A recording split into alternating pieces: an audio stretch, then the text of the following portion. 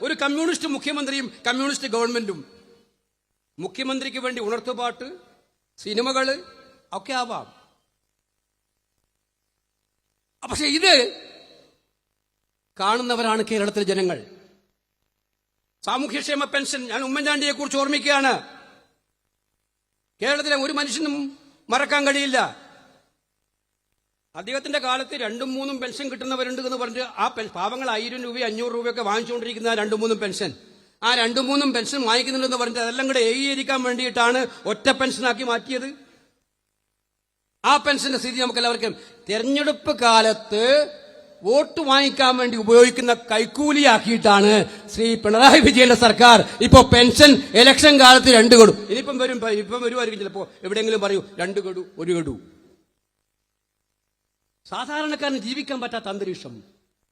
ഇതുപോലെ ഉണ്ടായ കാലം ഉണ്ടായിട്ടില്ല. അഴിമതിയുടെ മന്ദിരങ്ങളിൽ വാടുന്ന മന്ത്രിമാർക്കും ഗവൺമെന്റിനും ഏറ്റവും സാധാരണക്കാരന്റെ ഹൃദയവിചാരങ്ങളും പ്രയാസങ്ങളും മനസ്സിലാവുക. അത് പാവപ്പെട്ട തൊഴിലാളികൾ, അത് കെട്ടിട നിർമ്മാണ തൊഴിലാളിയായാലും പാവപ്പെട്ട കയർ തൊഴിലാളിയായാലും കശുവണ്ടി തൊഴിലാളി. ഇപ്പൊ ഞാൻ ചോദിച്ചയാണ്, കഴിഞ്ഞ ദിവസങ്ങളിലൊക്കെ നമ്മൾ കണ്ടതാണ്, ഒരു കപ്പൽ മുങ്ങി ആലപ്പുഴയുടെ തീരത്ത്. മഹാരാഷ്ട്രയിൽ മുമ്പ് ഒരു കപ്പൽ അപകടം ഉണ്ടായി, ഞാനത് പഠിച്ചു. മഹാരാഷ്ട്രയിൽ കപ്പൽ അപകടം ഉണ്ടായപ്പോൾ ആ കപ്പൽ നിർമ്മാണ കമ്പനിക്കെതിരായിട്ട് സർക്കാർ കേസ് കൊടുത്തു. ഭീമമായ തുക അവരിൽ നിന്നും പിഴ ഈടാക്കി.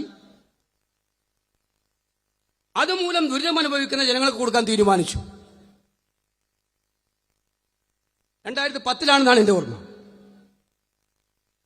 ഇവിടെ നിങ്ങൾ മനസ്സിലാക്കേണ്ടത്, ഇന്നിപ്പം പത്രങ്ങളിലൊക്കെ നിങ്ങൾ വായിച്ചു, കഴിഞ്ഞ കുറേ ദിവസങ്ങളായിട്ട് തീരദേശത്ത് വറുതിയാണ്, പട്ടിണിയാണ് പാവങ്ങൾക്ക്. ഈ സർക്കാർ അനങ്ങിയോ? ഞാൻ അത്ഭുതപ്പെടുകയാണ്. എന്തുകൊണ്ടാ കപ്പൽ കമ്പനിക്കെതിരായിട്ട് കേസുമായി മുന്നോട്ട് പോകുന്നില്ല?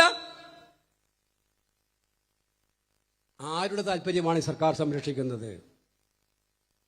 പാവപ്പെട്ടവന്റെ സംരക്ഷണമാണോ അതല്ലോ വൻകിട മുതലാളിമാരുടെ സംരക്ഷണമാണോ എന്ന് നൽകാൻ ഉദ്ദേശിക്കുന്നത്? ഇതിന് മറുപടി പറയാൻ മുഖ്യമന്ത്രി ഇനിയും മടിച്ചിട്ട് കാര്യമില്ല.